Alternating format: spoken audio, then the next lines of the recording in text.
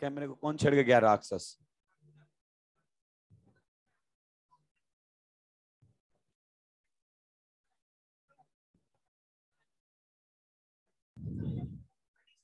बस सही हो गया।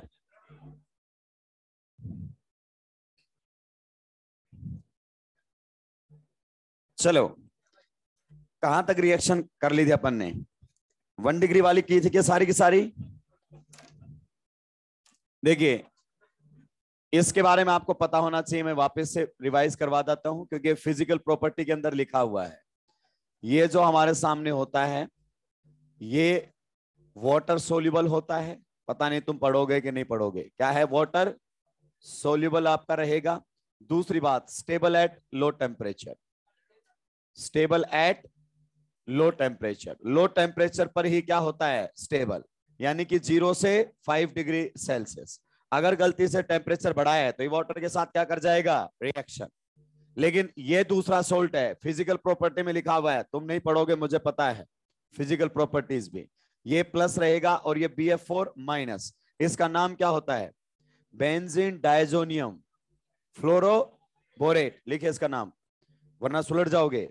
इसके बारे में अगर अपन बात करना चाहें, वाटर इनसोल्यूबल होता है। ये क्या होता है? Water insoluble. अब आप जानते हैं, अगर आपने आयोनिक पढ़ा है तो कुछ सोल्ट्स तो वाटर सोल्यूबल होते हैं, कुछ स्प्रिंगली सोल्यूबल होते हैं। क्लियर? सारे के सारे आपके सोल्यूबल नहीं रहते हैं, फिर आपको KSP पे जाना पड़ेगा, पूरा का पूरा मामला फिजिकल उठ जाएगी। और ये stable at room temperature. Stable at room temperature. ये रूम टेम्परेचर के ऊपर भी क्या होता है? स्टेबल। कोई बात ऐसे नहीं होगी जो आपको नहीं पता होगी। अगर नोटबुक ही नहीं पढ़ी तो फिर मैं कुछ नहीं कर सकता। Benzene diazonium fluoroborate. चलिए, अब आएंगी रिएक्शंस 2 डिग्री अमीन के साथ। बी हमारे सामने रहेगा, वो तो 1 डिग्री अमीन के साथ थी। विद 2 डिग्री अमीन्स, ये अब छोटी छोटी रिएक्शंस हैं। 2 डिग्री अमीन्स, इसमें एलिफेटिक और एरोमेटिक का कोई फर्क पड़ने वाला नहीं है। बेंजीन डायजोनियम फ्लोरोबोरेट, ये जो सॉल्ट है ये स्टेबल होता है रूम टेम्परेचर पर। इसको हीट करने पर ही ये डिकम्पोज होता है। हीट करने पर ही क्या होता है? डिकम्पोज। देखिए, अब 2 डिग्री अमीन्स के साथ रिएक्शन करवाएंगे। एनसीईआरटी ने लिखा हुआ है कि nitrous acid reacts with 2 degree and 3 degree amines in a different way, और निकल गया। और AIPMT में क्वेश्चन आ गया कि 2 डिग्री अमीन की रिएक्शन नाइट्रस एसिड के साथ करवाइए तो रिएक्शन क्या होगी। तो देखिए, प्राइमरी अमीन्स में तो N2 गैस रिलीज होती है, अपने आप में एक टेस्ट है। लेकिन सेकेंडरी अमीन्स में N नाइट्रोसो कंपाउंड बनते हैं जो कि ऑयली होते हैं, येलो ऑयली होते हैं। कैसे होते हैं? येलो ऑयल होता है। तो लिखिए 2 डिग्री अमीन्स, बहुत धीरे धीरे लिखने लग जाते हो। 2 डिग्री अमीन्स,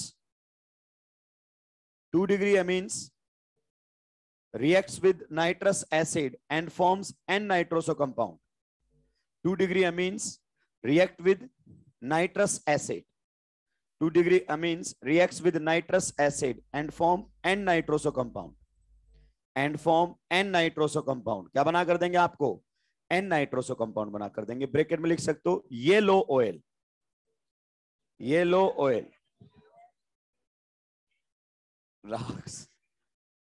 येलो ऑयल, ये हमारे सामने बनते हैं। तो यानी कि ऑब्जर्वेशन आएगी क्या? यस।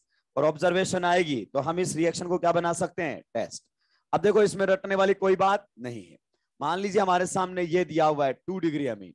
अमीन्स में डिग्री तो आइडेंटिफाई आपको करना आता ही है। ये हमारे सामने 2 डिग्री का अमीन है। रिएक्शन करवाई जाएगी नाइट्रस एसिड के साथ, NaNO2 in the presence of HCl। आप जानते हैं nitrous acid will be prepared during the chemical reaction. तो ये हमारे सामने, बताइए इन दोनों से हमें क्या मिलेगा? आप बताइए इन दोनों से क्या मिलेगा? NO+। इन दोनों से क्या मिलने वाला है? NO+। अब आप सोचिए, NO+ इलेक्ट्रोफाइल है और ये क्या है? न्यूक्लियोफाइल। क्या ये इसको अपना इलेक्ट्रॉन देगा? यस। अगर इसने इसको अपना इलेक्ट्रॉन दिया तो आप ही बताइए नाइट्रोजन से H हटेगा कि नहीं हटेगा? यस। अब यहां से नाइट्रोजन से H हट जाएगा और रिएक्शन आगे नहीं जाएगी। जब ये अटैक करेगा, पॉजिटिव चार्ज आएगा, H को हटा देगा। अब रिएक्शन इससे आगे नहीं जाएगी। 1 डिग्री अमीन में क्या होते थे? नाइट्रोजन पर 2 H होते थे, तो अभी एक H और रह जाता था हटने के बाद भी। वो टोटोमेरिज्म करके इस NO को OH में कन्वर्ट करता था और ये फिर लिविंग ग्रुप बन के बाहर निकलता था, लेकिन इसमें ऐसा नहीं होगा। ये हमारे सामने बन जाता है एन नाइट्रोसो कंपाउंड। क्या बन जाता है? एन नाइट्रोसो कंपाउंड हमारे सामने बनता है। और ये एन नाइट्रोसो कंपाउंड कैसा होता है? येलो ऑयल होता है। कैसा होता है? Yellow oil. भाई कई बार ये क्वेश्चन पूछा जाता है। अब आधी ज्यादा जनता को ये नहीं पता चल रहा है ये एन नाइट्रोसो क्या है। अबे राक्षसो, अमीन्स का नाम लिखा है क्या?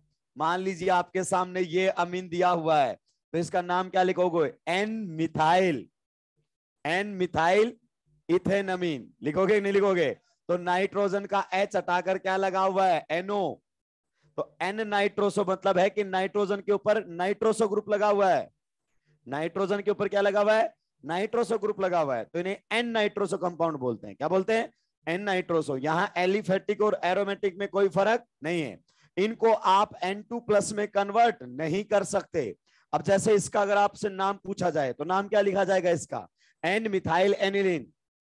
एन मिथाइल का मतलब है कि नाइट्रोजन का एच हटाकर मिथाइल लगा दिया है तुमने। क्या लगा दिया है? मिथाइल। ऐसे ही नाइट्रोजन का एच हटाकर कौन लगा दिया है? एनओ।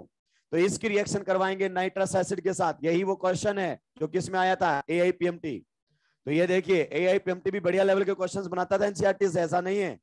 ये तो 2-3 सालों से नीट ने हल्के क्वेश्चंस बनाए हैं, इसलिए कोई भी चंपू चमेला कल्लू कालिया पढ़ाने लग गया है। जो देखो और क्या, जो देखो दुकान खोल के बैठा हुआ है यूट्यूब पर, जो देखो ट्रिक पे ट्रिक, सुपर ट्रिक। 5 मिनट में ऑर्गेनिक रिवाइज करें, कुछ नहीं होता इससे। जिसने 2.5 महीने में नहीं सीखी वो 5 मिनट में रिवाइज करवा लेगा। कमाल की बात कर दी है।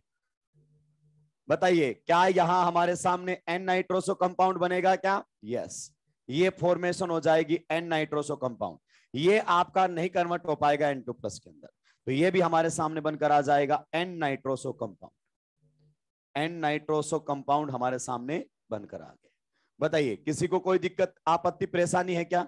ये भी कैसा रहेगा? Yellow oil. Yellow oil. चलिए अब आएगा 3 डिग्री। 2 डिग्री खत्म हो चुका है, इसमें कुछ भी नहीं, बस उसने लिख दिया reacts in a different way. उस डिफरेंट वे को हमें समझाना पड़ेगा। वो तो राक्षस एक लाइन लिख के चला जाता है, लेकिन उसकी लाइनों को समझाने में हमारे पसीने निकल जाते हैं भाई। इसलिए लोगों को लगता है एनसीईआरटी में कुछ भी नहीं है, क्योंकि पढ़ी नहीं है ढंग से कभी। सी 3 डिग्री अमीन्स। 3 degree amines.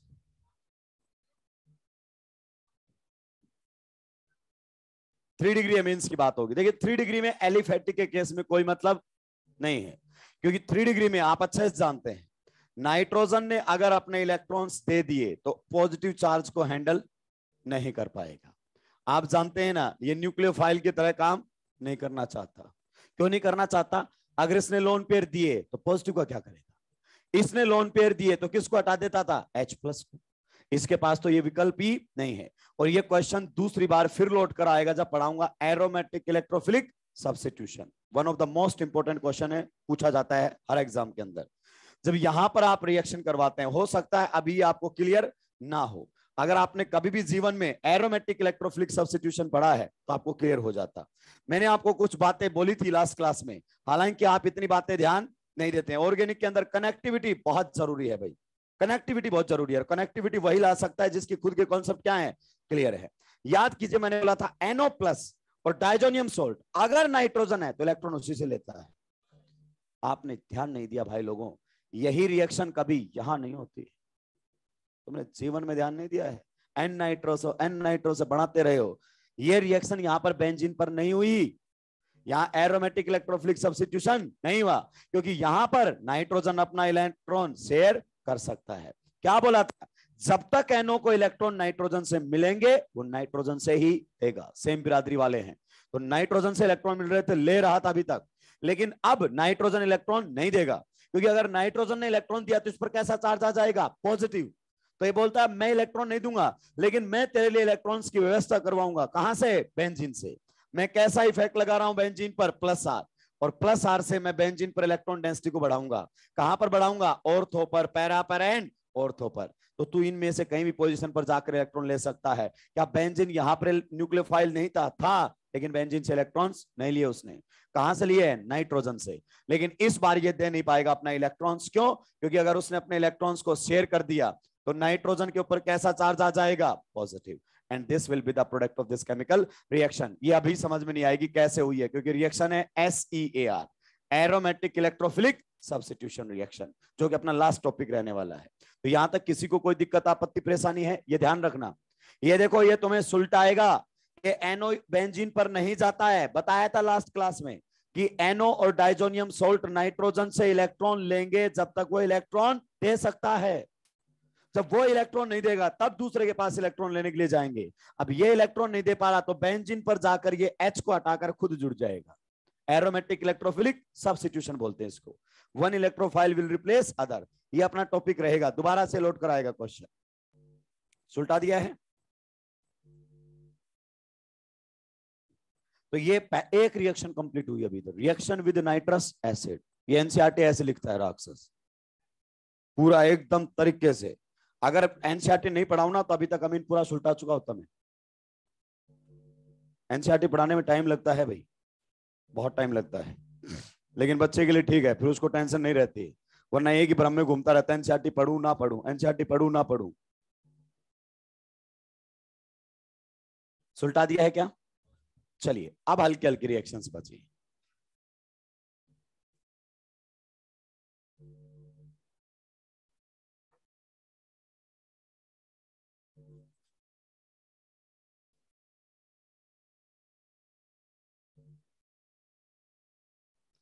लिखिए सेकेंड रिएक्शन आ रही है, इसे हम बोलते हैं आइसोसाइनाइड टेस्ट। आइसोसाइनाइड टेस्ट आ चुका है आपके सामने, या फिर क्या बोलते हैं इसको, बिल्कुल कार्बाइल अमीन रिएक्शन।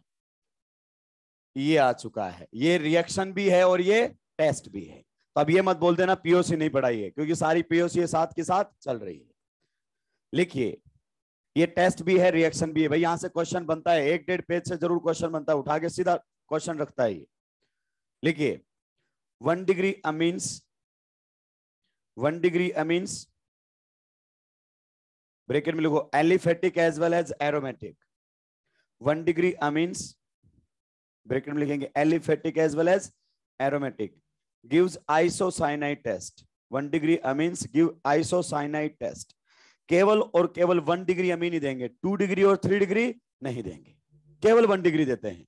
ये आता है कि बताइए आइसोसाइनाइड टेस्ट किसके द्वारा दिया जाता है, केवल 1 डिग्री अमीन्स। एलिफेटिक एरोमेटिक दोनों देंगे, उससे कोई फर्क पड़ने वाला नहीं है, लेकिन देंगे 1 डिग्री ही। अब देखिए इसके अंदर क्या होता है, ये हमारे सामने रहेगा RNH2, it must be 1 degree amine, 1 degree होना चाहिए। एलिफेटिक एरोमेटिक दोनों चलेगा, एलिफेटिक होगा तो भी चलेगा, एरोमेटिक होगा तो भी चलेगा, लेकिन डिग्री क्या होनी चाहिए, 1।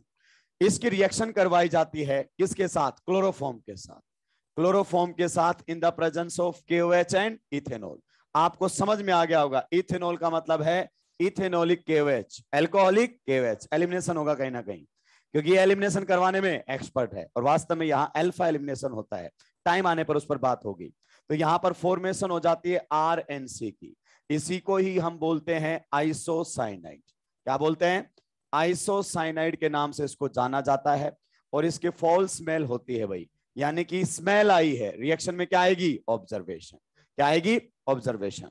देखिए अपने ग्लांस में क्वेश्चन तब पता नहीं चेंज कर दिया कि नहीं कर दिया है, उसमें लिखा था आइसोसाइनाइड टेस्ट किसका है, 1 डिग्री अमीन, क्लोरोफॉर्म, बोथ और नन ऑफ दिस। तो दोनों का है ये, क्लोरोफॉर्म को भी यहां से आइडेंटिफाई किया जाता है और 1 डिग्री अमीन को भी आइडेंटिफाई किया जाता है, दोनों का टेस्ट है ये, क्योंकि क्लोरोफॉर्म के साथ कॉम्बिनेशन से ये आइसोसाइनाइड बनता है। तो ये दोनों का टेस्ट है, क्लोरोफॉर्म का भी और आपके 1 डिग्री अमीन का भी, दोनों को टिक करना है। ग्लांस में चेंज हुआ कि नहीं हुआ मुझे नहीं पता, लेकिन ये बिल्कुल सही है। अब मैं आपको थोड़ा सा आइडिया देना चाहता हूं। देखिए इस रिएक्शन में जो इंटरमीडिएट है ना, वो डाइक्लोरोकार्बन बनता है। पूरी ऑर्गेनिक केमिस्ट्री में क्लोरोफॉर्म और ऑक्सीजन वाला बेस आपके लेवल पर 2 बार है। पूरी ऑर्गेनिक केमिस्ट्री के अंदर ऑक्सीजन वाला बेस और क्लोरोफॉर्म कितनी बार है, 2 बार। एक तो आ चुका है आइसोसाइनाइड टेस्ट, और फिर आएगा Rymer-Tiemann reaction. Rymer-Tiemann reaction, what was the purpose of Rymer-Tiemann reaction?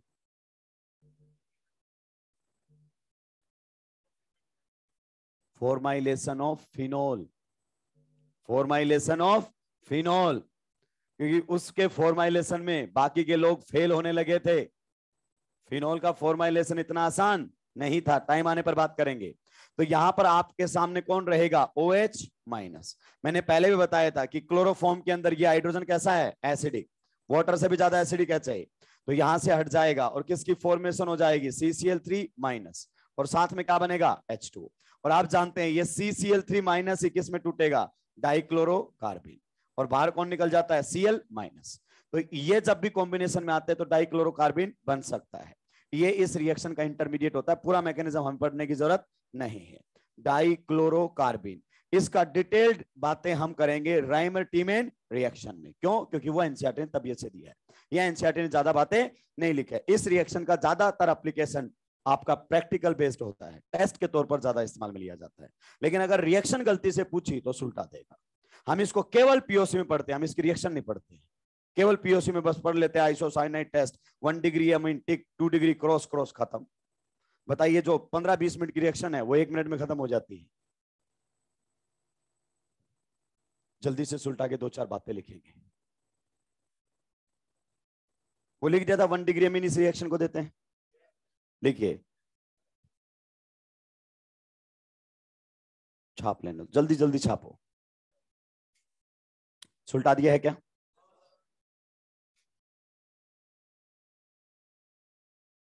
चलिए अब तो सुलटा दिया होगा, लिखिए फिर।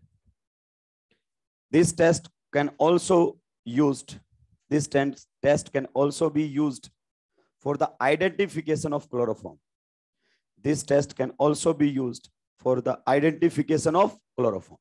आप इस टेस्ट को क्लोरोफॉर्म के आइडेंटिफिकेशन के लिए भी इस्तेमाल में ले सकते हैं। लीजिए अब आपके सामने क्वेश्चंस आने लगेंगे। भाई क्वेश्चंस ही करना बहुत जरूरी है, वरना आप फिर मुझे अपशब्द बोलेंगे जब एग्जामिनेशन सेंटर में बैठे होंगे। मैंने आपको बोला था और वो मेरी बातें आखिरी तक वैलिड रहेंगी। क्या बोला था, 20% थ्योरी, 80% क्वेश्चन प्रैक्टिस। प्रोडक्ट बनेगा ए की रिएक्शन करवाई गई है, लिथियम एल्यूमिनियम हाइड्राइड या फिर NiH2, आप जाने आपका काम जाने। ये लीजिए,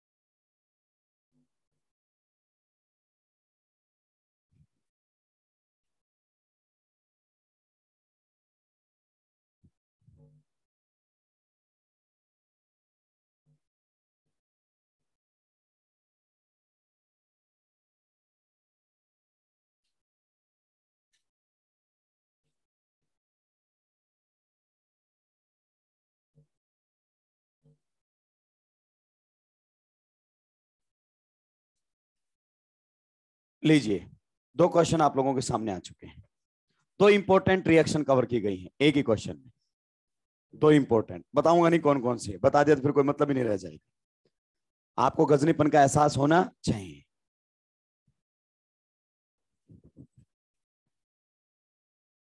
बताइए ए क्या बनेगा ऊपर वाले में, आइसोसाइनाइड, यानी कि जो आपका 1 डिग्री कौन है, ये एरोमेटिक अमीन। ये देखिए 1 डिग्री होना चाहिए, एलिफेटिक और एरोमेटिक दोनों ही इस रिएक्शन को देते हैं।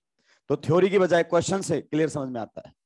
यहां पर हमारे सामने आइसोसाइनाइड की फॉर्मेशन भाई लोगों हो जाएगी, ये बनकर आ गया है आइसोसाइनाइड। अब लिथियम एल्यूमिनियम हाइड्राइड या NiS2 क्या करता है, रिडक्शन, पोलर पाई बॉन्ड ये दोनों को सुलटाता है, नॉन पोलर को भी, और क्या बना देगा हमारे सामने 2 डिग्री अमीन। ये लीजिए याद हो जाएगा। तो रिड्यूसिंग एजेंट ऐसे याद होते हैं जब सीक्वेंस रिएक्शंस में इन्वॉल्व किए जाते हैं। H3O+ डाला हुआ है, साइनाइड है, कंप्लीट या पार्शियल, कंप्लीट या पार्शियल, कंप्लीट हाइड्रोलाइसिस, यस। देखिए जब पहली दूसरी बार पढ़ा था तो ऐसा लग रहा था पता नहीं क्या है, लेकिन जब प्रैक्टिस होने लगी तो दिक्कत ही नहीं हुई। ये हमारे सामने है carboxylic acid, PCl5 SOCl2 PCl3, सब क्या करेंगे, OH हटाकर Cl, लगेगा कि नहीं लगेगा? तो ये हमारे सामने क्या बनकर आ जाएगा, एसिड क्लोराइड बनेगा।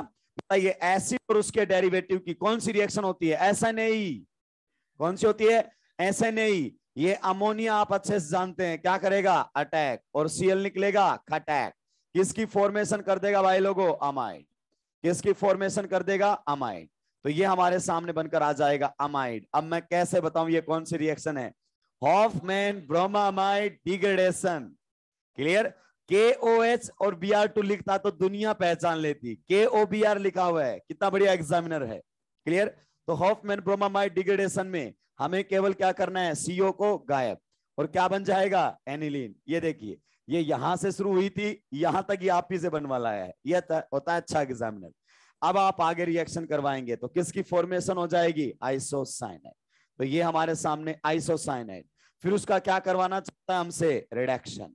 तो ये हमने रिडक्शन कर दिया है और ये प्रोडक्ट हमारे सामने बन जाएगा। किसी को कोई दिक्कत आपत्ति परेशानी है क्या भाई? इसको बोलते हैं सीक्वेंस रिएक्शन। क्या बोलते हैं, सीक्वेंस रिएक्शन। और यही आपको ऑर्गेनिक समझाती है, यही रिएक्शंस हैं जो आपको ऑर्गेनिक क्लियर करते हैं। देखिए कई बार आपको यहां से यहां जाने में डाउट आएगा, ये समझ में ना आए तो आगे का रिएजेंट देख लिया करो। ये फिर क्लिक करेगा, KOBr हो ना हो, KOH और Br2, हॉफमैन ब्रोमामाइड डिग्रेडेशन होना, क्योंकि या तो हेलो फॉर्म होगा या हॉफमैन ब्रोमामाइड डिग्रेडेशन होगा। एल्डिहाइड कीटोन बनने की कोई उम्मीद है नहीं, तो अमाइड बनना चाहिए। ये आपको सोचना पड़ेगा, कई बार आप अटक जाएंगे बीच में। चलिए नेक्स्ट रहेगा हिंसबर्ग रिएजेंट। आप जानते हैं कई बार पूछा गया है, लगभग आता है इस पर। दो इसके इस्तेमाल हैं, एक तो आइडेंटिफिकेशन में यानी कि डिस्टिंक्शन में, और एक सेपरेशन में। हिंसबर्ग रिएजेंट, वो केमिकल रिएक्शन पूछ लेगा ना तो फाइल जरूर सुलट जाएगी, क्योंकि हम क्या पढ़ते हैं, Hinsberg test, POC 1 degree 2 degree 3 degree table बना के दनादन दनादन दनादन। केमिकल रिएक्शन नहीं पूछे उसने, जिस दिन पूछेगा साफ कर जाएगा। सुलटा दिया है क्या? लगाइए फिर थर्ड हेडिंग। बाकी जो रिएक्शंस हैं या तो वो कवर हो चुके हैं या फिर वो कहां कवर होंगी, एरोमेटिक इलेक्ट्रोफिलिक सब्स्टिट्यूशन में। जैसे एनिलीन का नाइट्रेशन सल्फोनेशन, वो वहां कवर होगा सारा का सारा, क्योंकि वो बेंजीन की रिएक्शन है सारी की सारी। तो रिएक्शन नंबर थर्ड रहेगी reaction with benzene sulphonyl chloride. Reaction with benzene sulphonyl chloride, reaction with benzene sulphonyl chloride. बेटा इसी को ही हिंसबर्ग रिएजेंट बोला जाता है। कुछ भी पूछ सकता है वो कि बताइए हिंसबर्ग रिएजेंट क्या होता है। ये होता है benzene sulphonyl chloride, benzene sulphonyl chloride. और ये एग्जैक्टली वैसे ही रिएक्शन करता है जैसे रिएक्शन कौन करते हैं, एसिड क्लोराइड। एग्जैक्टली ऐसे नहीं रिएक्शन होती इसकी। कौन सी रिएक्शन होती है, ऐसे नहीं। इसी को ही हम क्या बोलते हैं, हिंसबर्ग रिएजेंट। इसी को ही हम बोलते हैं हिंसबर्ग रिएजेंट। वो पूछ लेता है कई बार, which of the following is Hinsberg reagent. नवेडेज इसको किससे रिप्लेस कर दिया गया है, यहां पर हमारे सामने para methyl benzene sulphonic acid, sorry sulphonyl chloride. यहां पर CH3 लगा दिया गया है, केवल पैरामिथाइल बेंजीन सल्फोनिल क्लोराइड से इसको रिप्लेस कर दिया गया। वो आपसे नहीं पूछेगा, जीके टाइप क्वेश्चन नहीं पूछने के लिए आया है कि बताइए आजकल इसकी जगह किसका इस्तेमाल किया जा रहा है, कोई लेना देना नहीं है उसका। अब इसकी रिएक्शन करवाई जाएगी 1 डिग्री 2 डिग्री और 3 डिग्री अमीन्स के साथ। और रिएक्शंस बिल्कुल आसान, कोई नई बात नहीं है। बस मैंने क्या बोला है, इसको एग्जैक्टली किसकी तरह ट्रीट करना है, एसिड हैलाइड। और एसिड हैलाइड एसिड का डेरिवेटिव है। कैरेक्टरिस्टिक रिएक्शन कौन सी थी, SNA। SNA रिएक्शन करेगा, किसमें रिएक्शन करेगा, SNA से। लीजिए रिएक्शन करवाते हैं 1 डिग्री अमीन के साथ। साथ के साथ चलेंगे भाई, साथ के साथ आप मुझे बताते हुए चलोगे, क्योंकि जरूरी नहीं है, यहां पर अल्कोहल भी दे सकता है। अमीन की जगह क्या दे देगा, अल्कोहल। देखिए जुगाड़ तो बहुत शानदार है। सबसे पहले रिएक्शन हम किसके साथ करवाना चाहते हैं, 1 डिग्री अमीन के साथ। किसके साथ, 1 डिग्री अमीन के साथ। तो यहां से ले लो H, यहां से ले लो Cl, डब्बा मैकेनिज्म खत्म। कद्दू नहीं समझ में आया हुआ क्या है रिएक्शन में। कल पूछेगा टाइप कौन सी है रिएक्शन की, न्यूक्लियोफिलिक सब्स्टिट्यूशन। देखिए मैंने आपको बोला था SO bond formation, PO bond formation और CO बॉन्ड फॉर्मेशन फेवरेबल होती है। जब भी ये बॉन्ड बने भाई लोगों बनने देना, कोई टेंशन लेने की जरूरत नहीं है। तो चलिए इसमें रिएक्शन करवाते हैं। ये करेगा इसके ऊपर अटैक और बॉन्ड टूटेगा खटैक। In fact, this reaction is carried out in aqueous KOH. This reaction is carried out in aqueous KOH solution. तो जैसे ही उसने अटैक किया, बताइए कहां से अटैक कर रहा है, कोई आपका जो न्यूक्लियोफाइल है कहां से अटैक कर रहा है, लोन पेयर से। तो यहां से हमारे सामने बनेगा नेगेटिव चार्ज, यहां पर रहेगा डबल बॉन्ड, यहां पर कौन आ जाएगा, Cl। नाइट्रोजन का एक H हटा दूं क्या, जब अटैक करेगा पॉजिटिव चार्ज आएगा, यस, तो ये हमारे सामने बनकर आ जाएगा। बिल्कुल वैसे ही हो रहा है एसिड क्लोराइड की तरह रिएक्शन। फिर ये अपना वापस बॉन्ड बनाएगा, यस, Cl बोलेगा मुझे पता है मेरे को निकलना है, क्योंकि मेरे से बेटर लिविंग ग्रुप यहां पर कोई है ही नहीं। तो ये अपना बॉन्ड तोड़कर खटैक से निकलेगा। अगर ये बॉन्ड तोड़कर निकलेगा तो आपके सामने ये प्रोडक्ट बनकर आएगा जो कि सल्फोनामाइड होता है। क्या होता है, सल्फोनामाइड। और ये जो होता है ये एक्वस केओएच के अंदर सोल्यूबल होता है।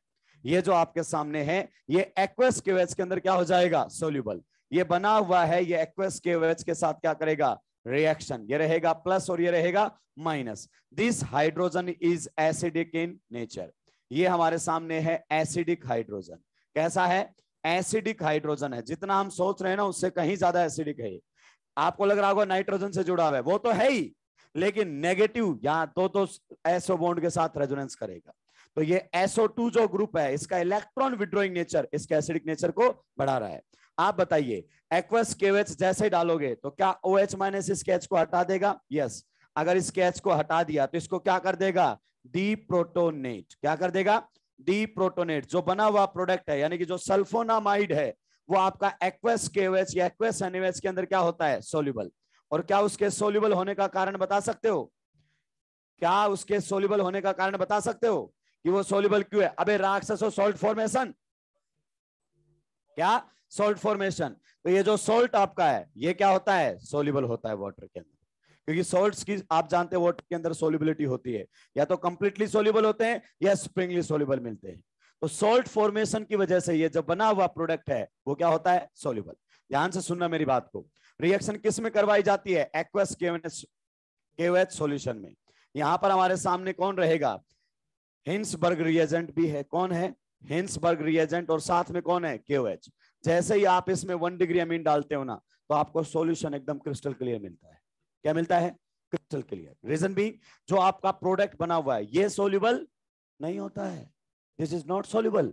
इसका सॉल्ट जो बना है वो सोल्यूबल होता है, और सॉल्ट फॉर्मेशन की वजह से ये जो बना हुआ प्रोडक्ट है इसमें सोल्यूबल होता है, क्रिस्टल क्लियर सॉल्यूशन आपको मिलता है, क्लियर सॉल्यूशन मिलता है। लेकिन अगर यहीं पर रिएक्शन किसने की होती, सेकेंडरी अमीन ने की होती, तो सेकेंडरी अमीन के पास कितना H होता, एक। यहां पर कोई H नहीं होता क्या, यस, तो ये सोल्यूबल नहीं होता। आगे बात समझ में, ये सोल्यूबल नहीं होता। और 3 डिग्री अमीन तो रिएक्शन ही नहीं करता क्योंकि उसके पास H नहीं होता। तो पहले यहां तक छापेंगे फिर आगे बढ़ेंगे।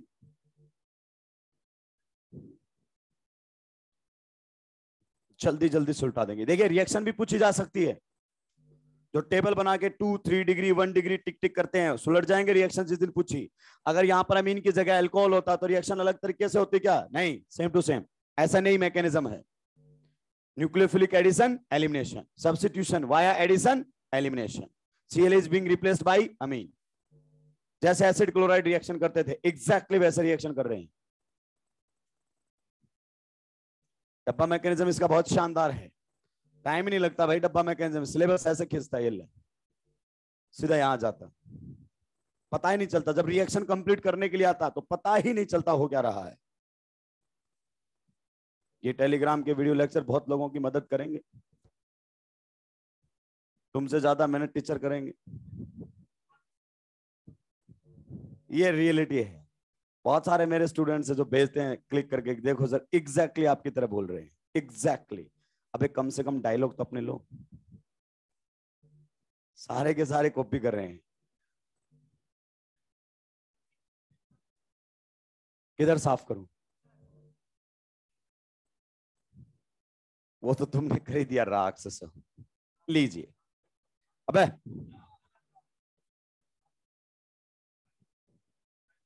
मैं तो बोल रहा हूं सिलेक्शन ले आओ, वो तो नहीं सुनता तुमको।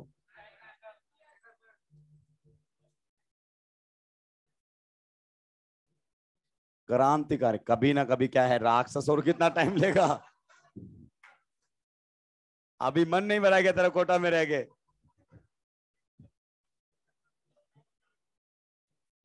ये देखिए रिएक्शन करवाई जा रही है, यहां पर भी सॉल्यूशन में क्या रहता है, एक्वस KOH। ये अपने लोन पेयर से करेगा अटैक, Cl निकलेगा खटैक। क्या ये डायरेक्ट रिप्लेसमेंट है? नहीं, डायरेक्ट होता है SN2, अटैक खटैक, एडिशन एलिमिनेशन, 2 स्टेप में चलता है, लेकिन अपने को बार बार लिखने की जरूरत नहीं है। तो हमारे सामने ये प्रोडक्ट बनकर आ जाएगा। ये सल्फोनामाइड होता है। क्या होता है? सल्फोनामाइड। इसके केस में आप देख सकते हैं कि यहां पर कोई भी एसिडिक हाइड्रोजन नहीं है। तो जब ये रिएक्शन करेगा ना, तो आपको यहां पर पीपीटी टाइप दिखाई देगा। क्यों? क्योंकि ये एक्वस KOH के अंदर सोल्यूबल नहीं है, क्योंकि इसमें सॉल्ट फॉर्मेशन नहीं होगी। ये सोल्यूबल नहीं है एक्वस KOH में, इसका सॉल्ट सोल्यूबल है, इसका सॉल्ट सोल्यूबल है। तो ये हमारे सामने होता है insoluble in alkali, insoluble in alkali. Alkali का मतलब क्या होता है? बेस। ये एल्कली के अंदर इनसोल्यूबल है, और ये क्या रहेगा? Soluble in alkali, soluble in alkali, ये हमारे सामने रहता है। और 3 डिग्री के बारे में बताइए क्या ख्यालात है? 3 डिग्री रिएक्शन ही नहीं करेगा। उसने NO को भी इलेक्ट्रॉन नहीं दिए थे थोड़ी देर पहले। क्यों? क्योंकि बोला इलेक्ट्रॉन तो दे दूंगा, लेकिन पॉजिटिव चार्ज का क्या करूंगा मैं? इलेक्ट्रॉन तो दे दूंगा, लेकिन लोन पेयर देने के बाद जो पॉजिटिव चार्ज आएगा, माफी में उसको हैंडल नहीं कर पाऊंगा। तो यहां पर क्या रहेगा? नो रिएक्शन, इसका कोई रिएक्शन होने वाला नहीं है। That's all. जल्दी से छुलटाएंगे फिर आगे बढ़ेंगे। बस इस चैप्टर को आज खत्म कर देते हैं। देखिए मैंने आपको बोला था 22 तक आपका मेजर पोर्शन जो है वो कवर कर दूंगा, 22 से पहले ही कवर कर दिया। 12th की एनसीईआरटी लगभग आपकी पूरी कवर कर दी है मैंने। जो मुश्किल पार्ट है एरोमेटिक भी कवर करेंगे, उसके लिए EER पढ़ना जरूरी है ना भाई, वरना समझ में ही नहीं आएगा, कनेक्ट नहीं कर पाओगे। सिग्मा कॉम्प्लेक्स बोलूंगा ऊपर से जाएगा। कल इलेक्ट्रोफिलिक एडिशन शुरू कर देंगे, reactions of double bond. Race में सुबह करके आता हूं। रायता फैला है, रायता समेटने के बजाय रायता फैला और दिया है। हाँ, सुलटा दिया है क्या? अगर यहां पर अल्कोहल दे दे तो रिएक्शन में कोई चेंज आएगा क्या? कोई चेंज नहीं आएगा। SNA रिएक्शन है। कौन सी रिएक्शन है? SNA, एसिड हैलाइड की तरह एग्जैक्टली रिएक्शन करता। वहां भी नहीं? हाँ, उसमें तो हो जाएगा, क्योंकि अल्कोहल में डिग्री चेंज होने से H नहीं हटता है, कार्बन पर चेंज होता है। हाँ, तो मैं क्या कह रहा हूं महाराज, अल्कोहल 3 डिग्री अल्कोहल में OH पर, ऑक्सीजन पर H मिलेगा। गलत से पागल हो जाते हैं। ये देख, ये तो अभी भी न्यूक्लियोफाइल का काम कर सकता है, क्योंकि यहाँ इसकी डिग्री कार्बन से डिसाइड होती है, और नाइट्रोजन की, नाइट्रोजन पर कितने आ रहे हैं उससे डिसाइड होती है। सुलटा दिया है क्या? प्रोडक्ट पूछेगा तुमसे, सुलटाइए, लिखिए। बहुत धीरे धीरे लिखने लग जाते हुए,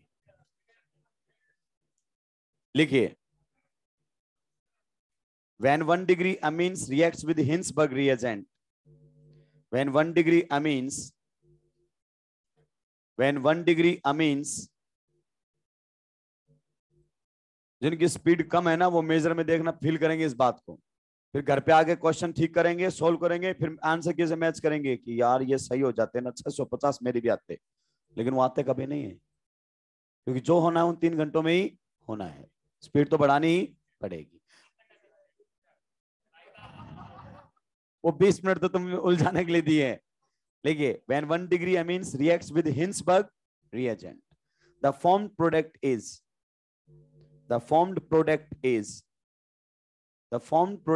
soluble in alkali.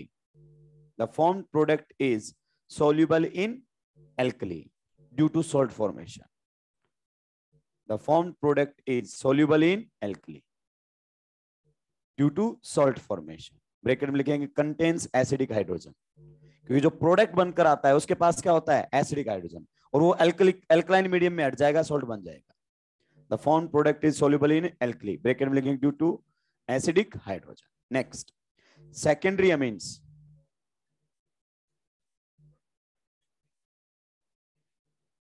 Due to salt formation, bracket because contains acidic hydrogen, जो प्रोडक्ट बनता है उसके पास एसिडिक हाइड्रोजन है, इसी वजह से वो सोल्यूबल हो पाता है अल्कली में। Next, when 2 degree amines reacts with Hinsberg reagent, when 2 degree amines reacts with Hinsberg reagent, when 2 degree amines reacts with Hinsberg reagent, the formed product is insoluble in alkali. वो alkali में soluble नहीं है. When 2 degree amines reacts with Hinsberg reagent, the formed product is insoluble in alkali. वो alkali में क्या होता है? Insoluble होता है. Next, 3 degree amines, 3 degree amines, 3 degree amines don't react with Hinsberg reagent. 3 degree amines don't react with Hinsberg reagent. Okay? 3 degree amines लिखा है, S लगवाया है, हाँ amines. चलिए नेक्स्ट, अब ध्यान से सुनो, इनकी इसी प्रॉपर्टी की वजह से हम इनमें डिस्टिंक्शन कर सकते हैं और इनका सेपरेशन कर सकते हैं, क्योंकि 1 डिग्री 2 डिग्री 3 डिग्री अलग अलग तरीके से रिएक्शन करते हैं. तो लिखिए, this property of amines, this property of amines, this property of amines, this property of amines reacting with, this property of amines reacting with benzene sulphonyl chloride, this property of amines reacting with benzene sulfonyl chloride, भाई लोगों इसी का नाम क्या है? Hinsberg reagent.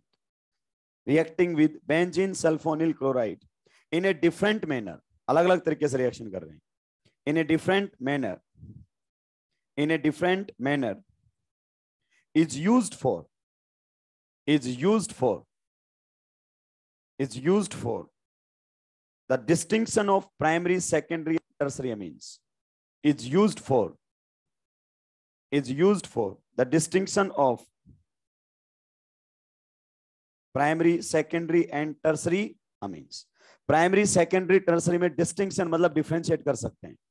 And also for separation, ये important है, and also for separation, and also for the separation of, and also for the separation of mixture of amines. Mixture of amines में हम इनको सेपरेट भी कर सकते हैं इसी टेक्निक से. हालांकि इस पर एनसीईआरटी ने ज्यादा बातें नहीं की हैं, लेकिन आपको पता होना चाहिए इससे हम उनको क्या कर सकते हैं? सेपरेट भी कर सकते हैं.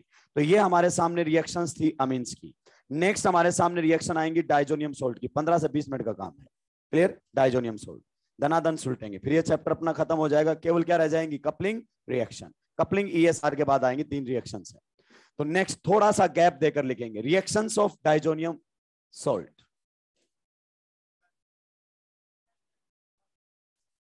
मतलब थोड़ा सा गैप छोड़ दो, ये रिएक्शन ऑफ अमीन्स चल रही थी, अब किसकी चलेंगी? डाइजोनियम सोल्ट की.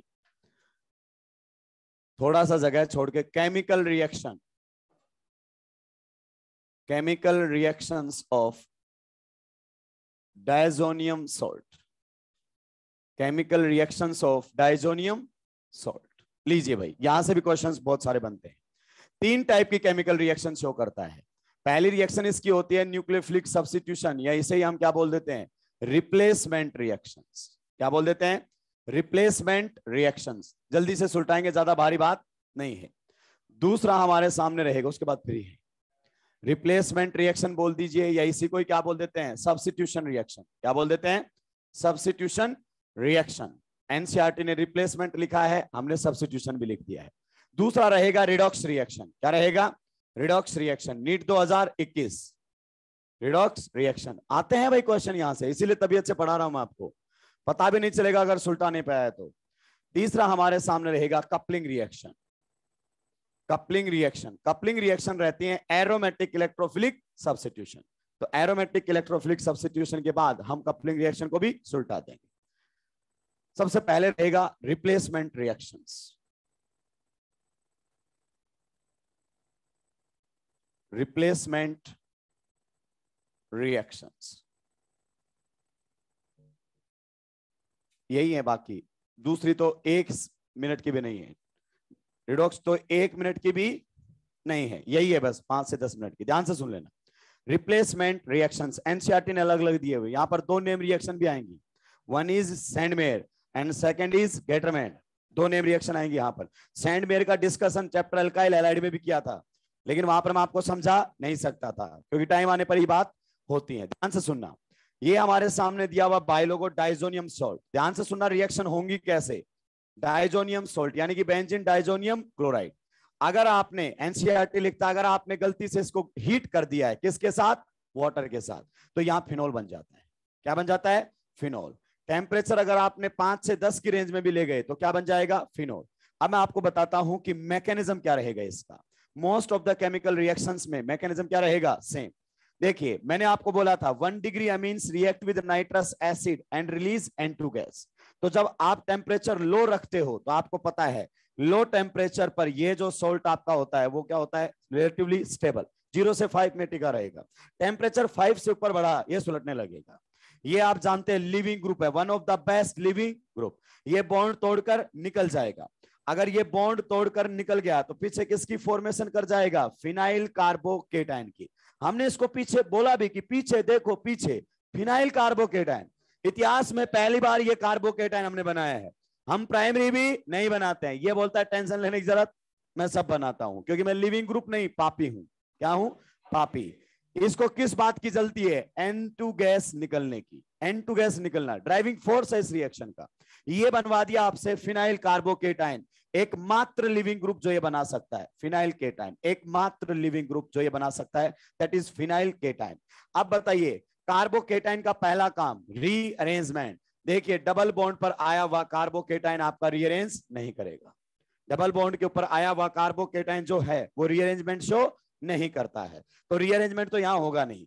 दूसरा काम बताइए, combine with nucleophile. Who is the nucleophile, water. तो वाटर करेगा अटैक और बॉन्ड बनेगा खटैक, क्या बनकर आ जाएगा, फिनोल। तो बस इसमें न्यूक्लियोफाइल बदलते रहेंगे। तो ये न्यूक्लियोफिलिक सब्स्टिट्यूशन हो गया क्या, यस। आप NH2 को OH से रिप्लेस कर सकते हैं एनिलीन के अंदर वाया डाइजोनियम सॉल्ट। क्लियर, बस अब केवल और केवल न्यूक्लियोफाइल बदलेंगे, बाकी मामला क्या रहेगा, सेम। यहां तक छापी पहले।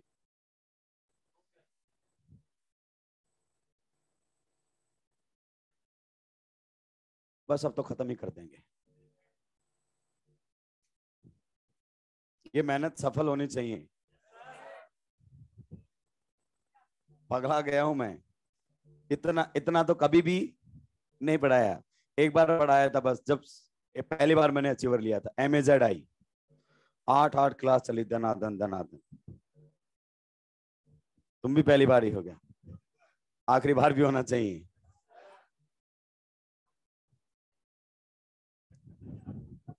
देखो मैं जल्दी मैं आपको एक इंटरेस्टिंग बात बताता हूँ।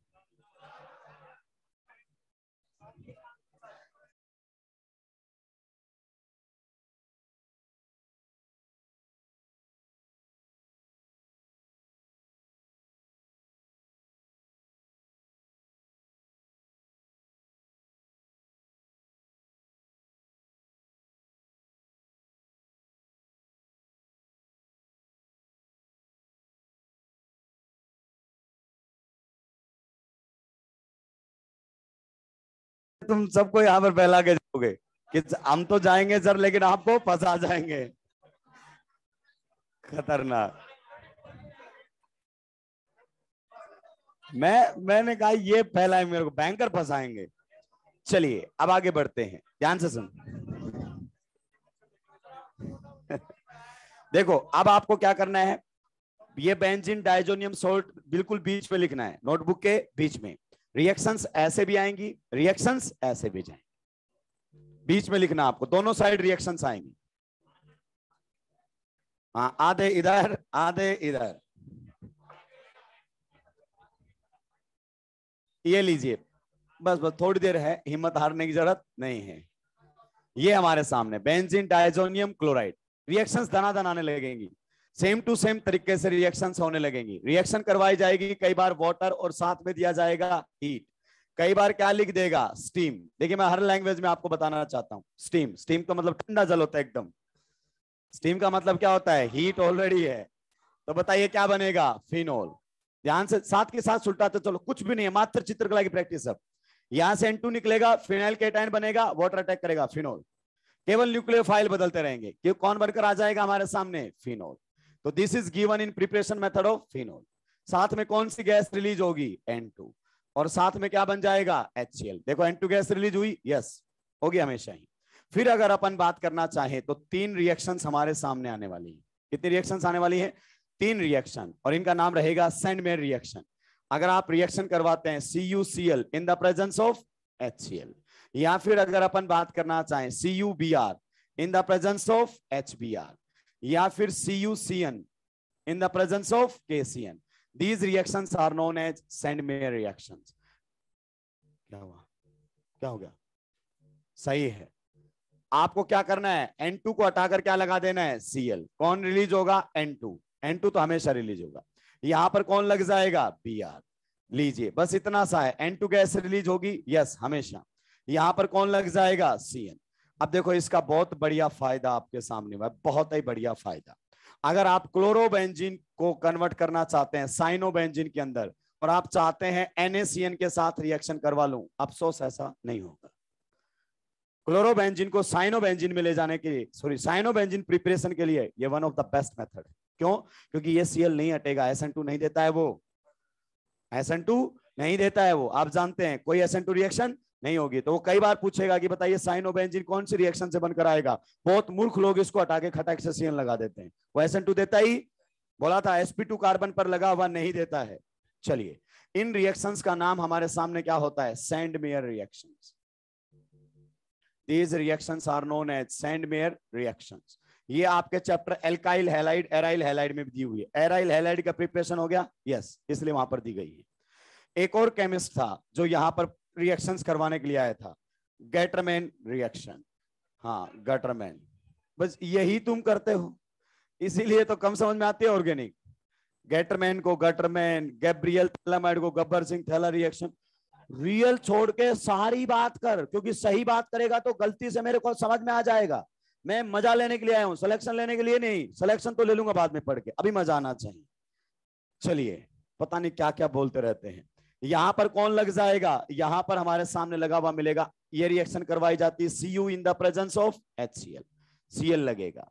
N2 गैस इसमें भी रिलीज होगी। यहां पर अगर अपन बात करना चाहें तो कौन लग जाएगा, Br, क्योंकि रिएक्शन करवाई जाती है किसके साथ, HBr in the presence of Cu, HBr in the presence of Cu। देखिए इस रिएक्शन में भी क्लोरोबेंजीन बना है, ब्रोमोबेंजीन बना है। ऊपर वाली रिएक्शन में भी क्लोरोबेंजीन बना है, ब्रोमोबेंजीन बना है। यानी कि ये एराइल हैलाइड की प्रिपरेशन का मेथड है। लेकिन इन दोनों में से बेटर यील्ड किस में आती है, सैंड में। तो ब्रैकेट में ऐसे स्टार लगा के लिख दो आजू बाजू, better yield is obtained in Sandmeyer reaction. Better yield is obtained in Sandmeyer reaction. better yield is obtained in Sandmeyer reaction. Better yield is obtained in Sandmeyer reaction. Sandmeyer reaction में जो yield मिलेगी वो क्या मिलेगी, better। लिख दिया है क्या। चलिए अब देखो इनका सैंडमेयर का ड्रॉबैक। सैंडमेयर के 2 ड्रॉबैक हैं, फ्लोरोबेंजीन नहीं बना पाया और आयोडोबेंजीन नहीं बना पाया। फ्लोरोबेंजीन जिससे बनता है उसको बोलते हैं बाल-सीमेन रिएक्शन, लेकिन वो हमारे एनसीईआरटी में नहीं है तो मैं नाम भी नहीं लेता हूं। तुम्हें कई बार लगता होगा कि ये तो पिछली बार लिखवाई थी, मुझे भी पता है, एक्स्ट्रा बर्डन नहीं लेना, सीधी बात है। एनसीईआरटी बेस चल रहे हैं, अपना पेपर जैसा है वैसी ही बातें करेंगे। तो सबसे पहले इसकी रिएक्शन करवाई जाएगी HbF4 के साथ। इसका नाम बता सकते हो, इसका क्या होगा,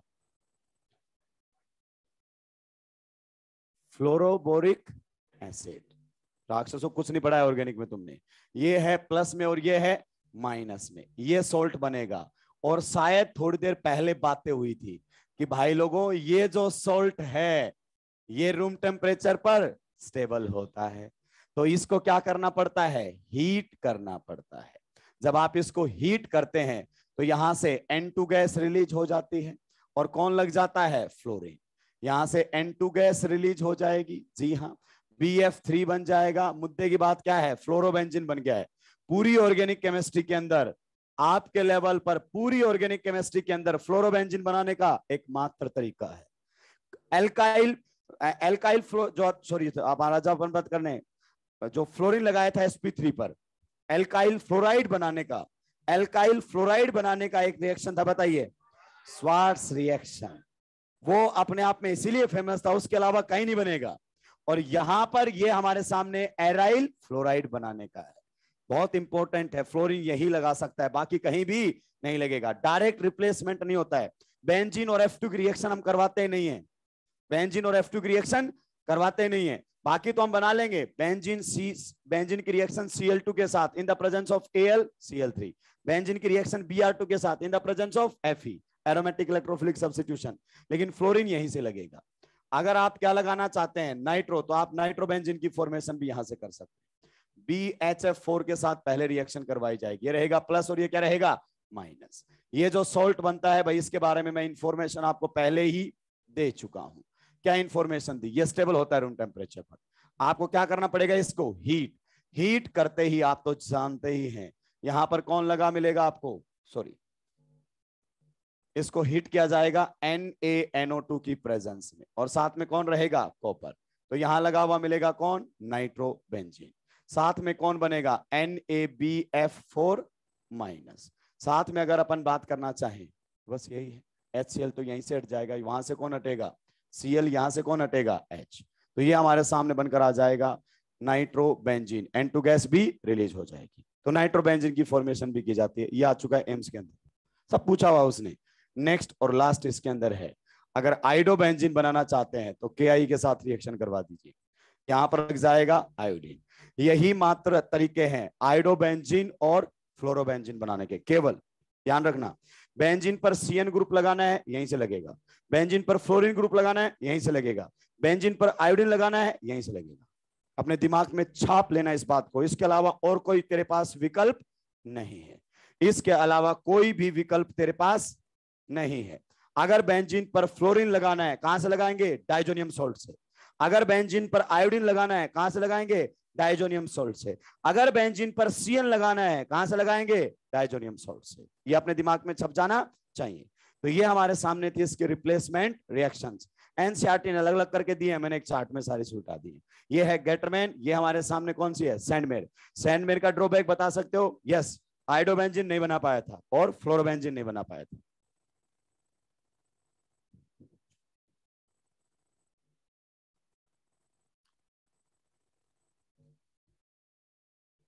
सुलटा दिया क्या? ये बेहद इंपॉर्टेंट है। आयोडोबेंजीन फ्लोरोबेंजीन केवल डाइजोनियम सॉल्ट से बनेगा, बाकी कोई डायरेक्ट हैलोजिनेशन से नहीं बनेगा।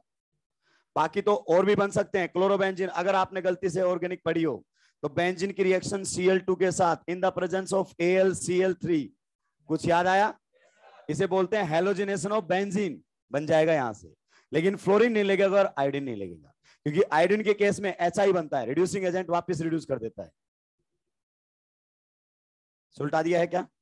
नेक्स्ट और लास्ट, 2 मिनट का भी काम नहीं है, रिडॉक्स रिएक्शन, नीट 2021। किधर साफ करूं?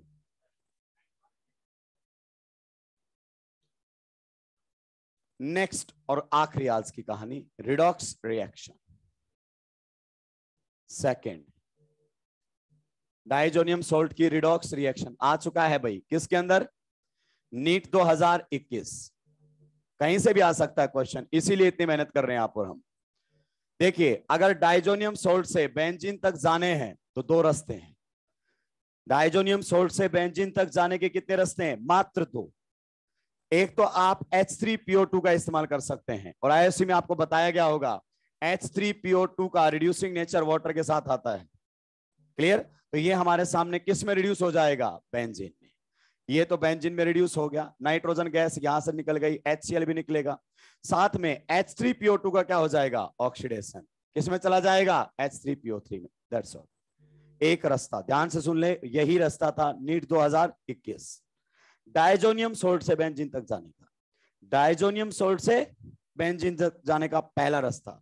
और दूसरा रास्ता है, रिएक्शन करवा दो इथेनॉल के साथ, और किस में कन्वर्ट हो जाएगा, ये बेंजीन में। और इसका क्या हो जाएगा, ऑक्सीडेशन, क्या बन जाएगा, एसिटाल्डिहाइड।